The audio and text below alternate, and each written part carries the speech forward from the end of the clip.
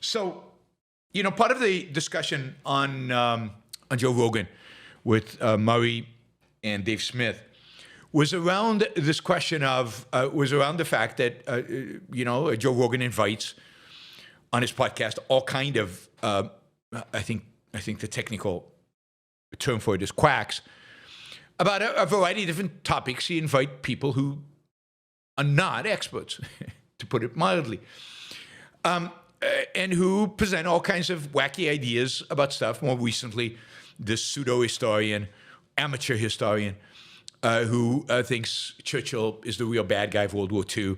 Hitler wasn't anywhere near as bad as we think he is, and so on. And he interviewed him, and he was introduced as an historian, which was never really corrected. And generally, Rogan has a high level of toleration for people who are, not experts in the field they talk about. And he had a discussion both on the Israeli-Palestinian issue with Douglas Murray and with Dave Smith about the Israeli-Palestinian issue, as well as about this whole question of experts and how much weight and how much importance should we put on expert, and what does expertise look like. And I don't think the discussion was particularly good one way or the other. I don't think I think Douglas Murray was right and better, but I don't think Douglas Murray really covered the issue appropriately. And then Douglas Murray and Sam Harris had a conversation on Sam Harris's podcast, which I highly recommend watching. The conversation they had, I think you can get most of it for free on YouTube. It's just a very thoughtful, generally good conversation. Again, they don't go to the heart of, okay, what makes somebody an expert, and then to what extent should one rely on experts, and in what context does one rely on experts, and what context does one not rely on experts, and how should one evaluate all of this. And one of the things that I think Sam Harris brought out in that conversation, I've seen other people mention it, is that if somebody was on the Joe Rogan show to speak about MMA and didn't know what the hell they were talking about, Joe Rogan, just wouldn't invite people like that on the show, right? He knows MMA. There are other things I'm sure Joe Rogan knows really well. And the people he's going to invite on the show are people who he at least believes are real experts. And he's not going to invite, as an expert, an amateurish, ignorant MMA expert, or somebody who thinks they're an expert on it. He would invite real people. To talk about the Israeli-Palestinian question, it's not clear. Whoops, what happened there? What did I do? I clicked on a button and got myself... Okay, there we go.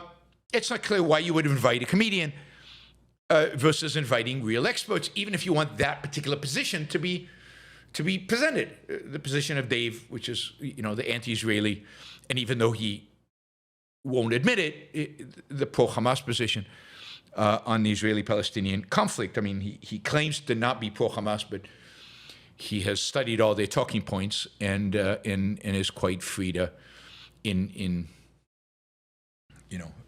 talk, in assuming that is the truth and presenting those talking points. So I think in some areas, clearly, Rogan recognizes expertise and would stand by the experts.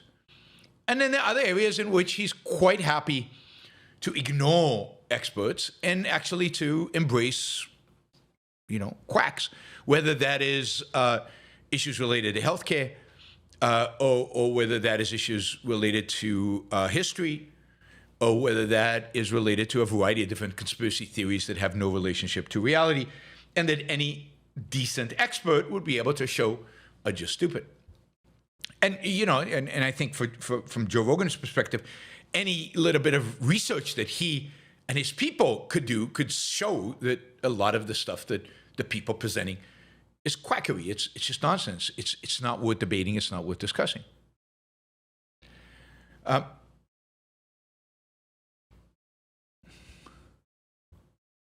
So So it's interesting how people choose on what to care about expertise and what not to care about expertise. I mean, Sam Harris, or was it Douglas Murray? One of them. I mean, they make the argument that you imagine boarding your 787 flight to London, and they come on and they say, yeah, today the pilot will be amateur pilot. Dave Smith, who has read a lot of books about piloting an airplane. This will be his first flight on a commercial airline. So wish him luck and wish all of us luck. And bon voyage, see you in London or not. Right? I mean, everybody would exit the airplane immediately, right? Or if, Dave Smith, the brain surgeon, was to come and suggest that he should do the surgery today. He's read all the books. He knows all of this. Now, clearly we value, we appreciate, and when our life depends on it, we are adamant about using experts. Now, even there, right? We assume that they're, that not all experts are equal, and it doesn't mean we agree with all the experts. Indeed, if you need brain surgery, it's not like it's the guy with the most diplomas you're going to go to. It's not like it's the guy you foresee you're going to go to. You might get a second opinion. You might get a third. I've said in the past that when I had my back surgery, I got 8 second opinions, and then after talking to 8 doctors, I chose the one I liked the most, and he was not necessarily the most credentialed, but he was the one I evaluated to be the best for me in that context. And it's incumbent upon us, to the extent that we can, and to the extent we have the time, and to the extent we can have the knowledge, to at least gain some knowledge about what's going on so that one can choose the right expert. Not all experts are equal, particularly when it comes to something like healthcare. So expertise is important, and we all know that.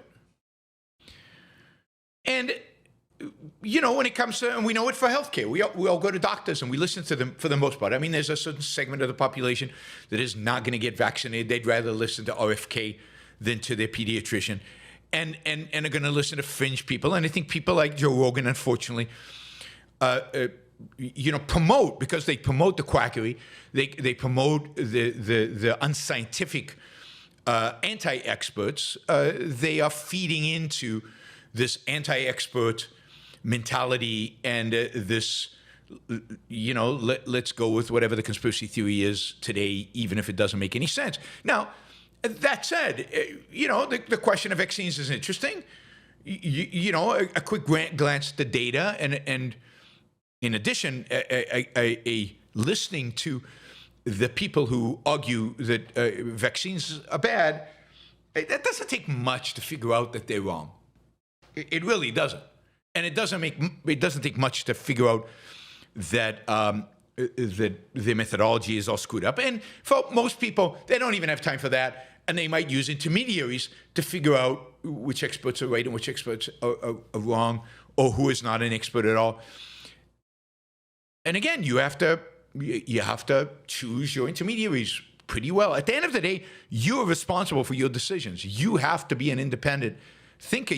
But it doesn't mean you have to know everything. But it has to mean that at some intermediary step, you have taken action to verify, particularly if the issue is important, that you are basing your decisions on information that is valid and true and real. So, look, expertise is crucial. And at least in STEM, to a large extent, credentials make a difference. There is some screening that goes on. I mean, people might view, peer-reviewed studies in a very negative way, but what's the alternative? I come up with some theory and I do some study and I just send it in, and everybody has to publish it because I send it in. And doesn't it make sense for somebody to review it? Doesn't it make sense for somebody who has similar knowledge to mine to review it and see if I've made any egregious mistakes or not? Now, there are problems with the current system, huge problems, mainly problems of second-handedness and maybe problems of epistemology and a lot of other problems. But what is the alternative other than some form, some method of peer review? There is none. We need experts, and we need experts to review experts. That is how knowledge will progress. So, expertise is necessary. But what about the fact that, there are a lot of PhDs in economics? There are a lot of PhDs in economic history. There's a lot of PhDs in philosophy. There are a lot of PhDs in ethics. There's a lot of PhDs in almost every field out there that we know are wrong. Now, the first thing you should think to yourself is, you really should, is do I know they're wrong? Or do I know they're wrong because Iran said so? Wrong, Iran, it's all the same thing. Do I know they're wrong because I know they're wrong? I really do. I've thought about this issue and I really understand it and I got it. And to what extent is that first-handed? But a lot of them are wrong. So what do we do with that? Well, part of it is to understand that in all the sciences and all knowledge, really, there are philosophical principles, and there are philosophical principles that kind of shape the way people approach the area of expertise, and that has to be taken into account. Even with medicine today, there are distinctly two approaches. There's the approach of curing diseases once they happen, what Peter Thiel calls medicine 2.0, and trying to prevent disease from happening or monitoring them or catching them early or doing a lot of preventive, evaluative screening kind of medicine, which Peter Thiel calls medicine 3.0. And you have to decide which one you like better, and you have to find an expert in one or the other, and you have to go find a doctor. And you'd rather, if you believe in medicine 3.0, you have to find somebody who practices medicine 3.0, which might not be. But that's almost a meta question. What kind of doctor do I want? And yet, if you already have brain cancer, 3.0 is out the window. Now you just want somebody who can cure you, and you find the best damn, a cancer guy for brain cancer that you can in the world. So it's all contextual, right? But if you want to learn about, 19th century capitalism in America, if you go to the experts, and all you get is anti-capitalist stuff, which is to a large extent what you will get if you go to the experts on 19th century capitalism in America, that's a real problem. And the thing is that to debunk these experts, you're not going to be able to debunk them if you're never going to study the history, the economic history, or if somebody's not going to study the history, economic history. It's unlikely amateurs are going to debunk them. At the end of the day, if we don't have some free market economic historians who look back and can actually do the proper analysis, it's going to be very difficult to debunk the experts. So the only way to really challenge the experts is by somebody becoming an expert, or by discovering experts who you think are not philosophically biased. But at the end of the day, you're going to rely on the experts, and you're going to rely to a large extent on the gatekeepers who tell you about experts. Like I'm doing a course on the history of the corporation, and I've done a course on this, a short course, like 3 hours for the Einstein Institute years ago, a long time ago, But this needs to be 8 hours, so I need to expand it quite a bit. And I'm going to go to the experts. And amazingly, this morning, I found an expert who wrote a book about this, who approaches it from what, so far I can tell, from a completely rational perspective, because I was getting ready to read a bunch of experts who I would disagree with, and I would glean from what I thought was what made sense. I would have to do a lot more research to figure out what didn't make sense, and where their biases were playing in and where their biases were not. And first stab at it, now I've already read books when I did the first study, but first stab at this new book, I found a book that is like aligned completely by accident. So I'm so excited. This is going to be so much easier for me to become enough of an expert to be able to teach 8 hours on it. I've got now my main resources, and I've got a few other resources that I've used in the past, and plus the stuff I already know, right? All right, so let's be very clear here. We need experts. And it doesn't mean we take experts by the word. We don't. So many experts we put aside. Most PhDs in economics I don't pay attention to. But, they're useful because on tariffs, for example, they get it. Even the ones that are wrong on so many other things, on tariffs, for some reason, they get it. Maybe because it's been so well studied and so thoroughly investigated, and there's just no doubt about it. So even if we have a radical new perspective, a radical new point of view, in order to get that point of view legitimized, if you will, we're going to need our own experts. Now, the second thing one needs, and this goes to the whole position Rogan is in, is because most of us don't have the time to go figure out who's an expert and who's not, who's biased and who's not, what is the perspective, read 5 books on a topic to figure out which one was true and which one was not, or maybe all 5 are wrong, or don't make any sense, and glean the right information. I mean, that's a lot of work. We need experts on experts. We need gatekeepers. We need gatekeepers.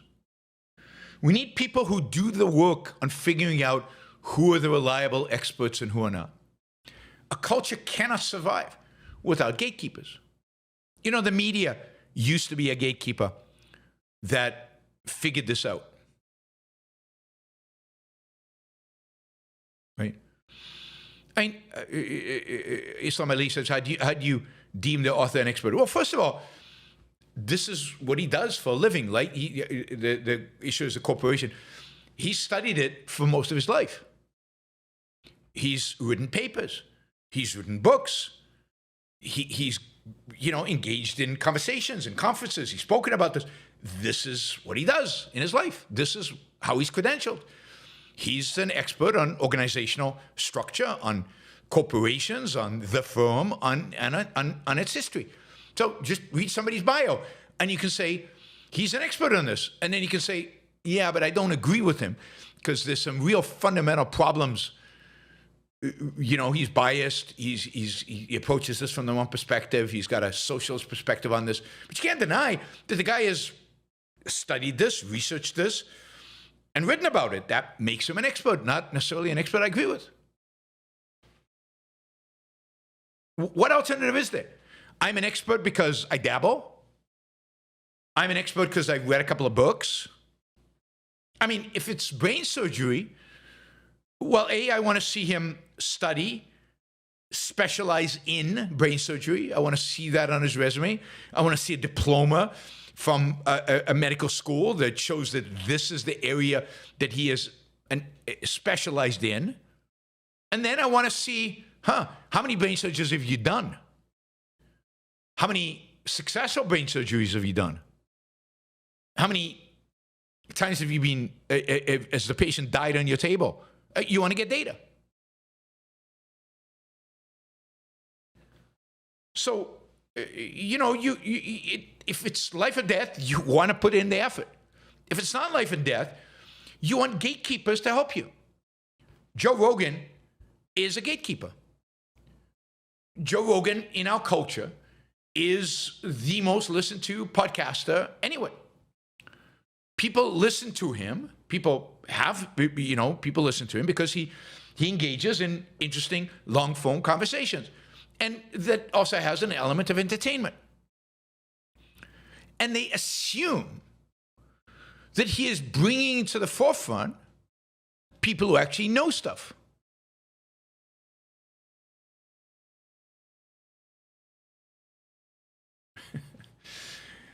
Ali, you're very confused. Sorry. Explain it to people that you should only listen to experts in an area is an idea free speech absolutists can't grasp. What does free speech absolutism mean? Does that mean that you should that you are morally and practically committed to listen to everybody who has an opinion about every topic on every issue every time? Where's the end to it? I mean, almost everybody has an opinion about something. I mean, what does free speech absolutism mean? My understanding of free speech is that the government cannot ban speech, cannot ban people from expressing ideas. That's it. That's what free speech is. Government cannot ban. That's free speech absolutism. I consider myself a free speech absolutist. I do not believe the government should ever, under any circumstances, ban the advocacy of ideas. That's free speech absolutism. That's it. This notion that free speech absolutism means that you should be willing and engaged in listening to every stupid idiot who has an opinion about something is bizarre and stupid and has nothing to do with free speech. It literally has nothing to do with free speech. It's a complete misunderstanding about what free speech actually means. That's just dumb waste of time. And nobody does it, by the way. Nobody does it. Everybody screens.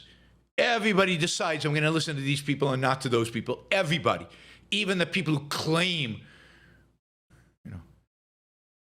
that they'll listen to anybody. They don't. They don't. Even people who claim they'll talk to anybody don't. Joe Rogan won't have me on. Talk to everybody except you're on, which is his right. And I don't think he's violating my free speech. And he could still be a free speech absolutist and not want to talk to you on ever. Has nothing to do with free speech. So let me get the point because we've got other topics to cover. We need somebody to screen. That is the role of public intellectuals. Public intellectuals are not, for the most part, specialists, experts in a narrow field. One of the things that public intellectuals do, one of the things that I do, I think, for you, one of the things that Joe Rogan should do, but he doesn't, is screen the experts. Figure out who the experts are. Who are the experts worth listening to and who are the experts not worth listening to? I give a platform for those worth listening to. Not give a platform to those not worth listening to.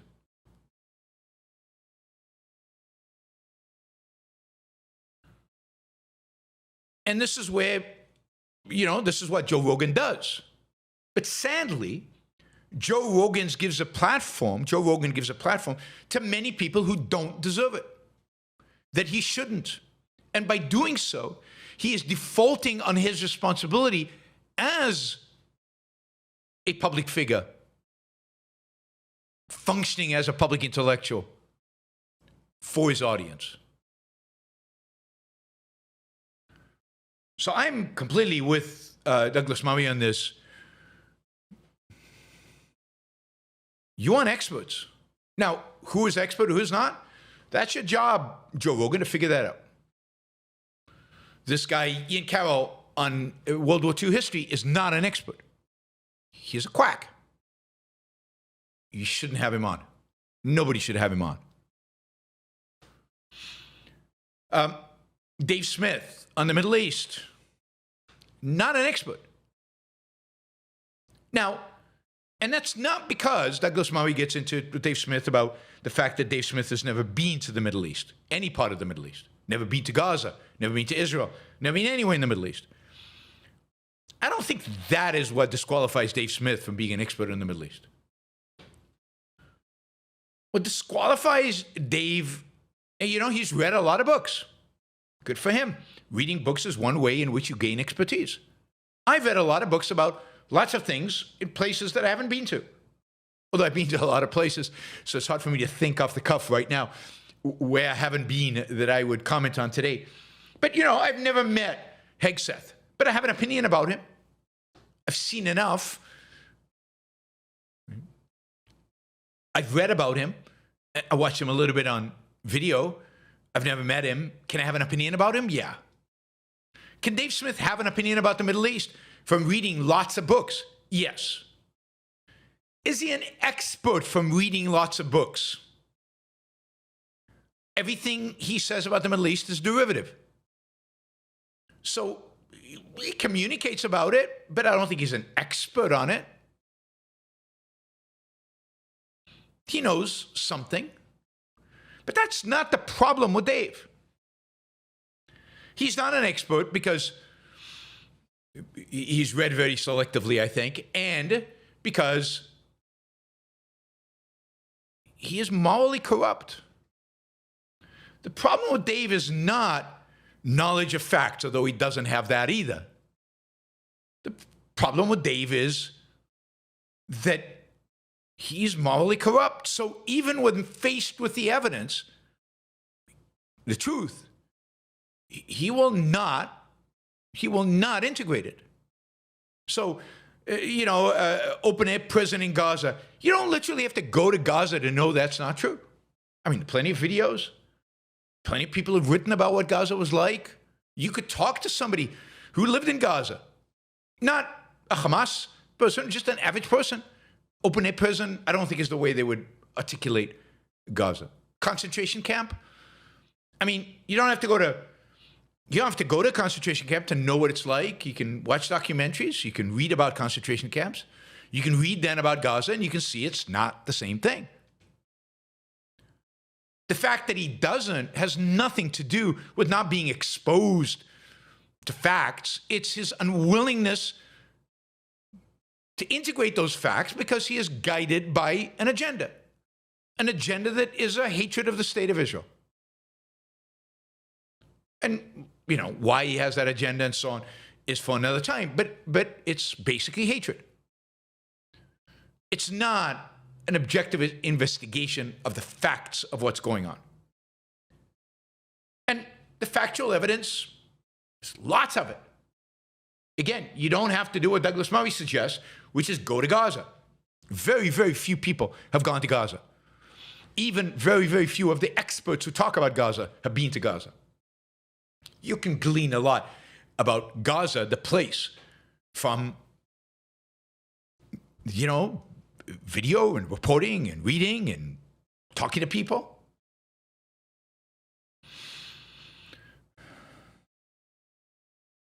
Now, should Dave go there, given his opinion? Sure. But Candace Owens went. Candace Owens went to Israel. Did that change your mind? She talked to people who supported her conspiracy theories. She went to places that were consistent with her ideology, and she came back, and now she could say, I saw it with my own eyes. I saw the evil of the Jewish state or the Israeli state or the Jews more broadly. Would going to the Middle East, would that change Dave's opinion one iota? No, it would not. Not. You cannot. Facts don't change the minds of those who are already corrupt. And he's corrupt. He's corrupt. And he talks about the Middle East all the time. You got to ask the question, why? Why is this issue so important to him?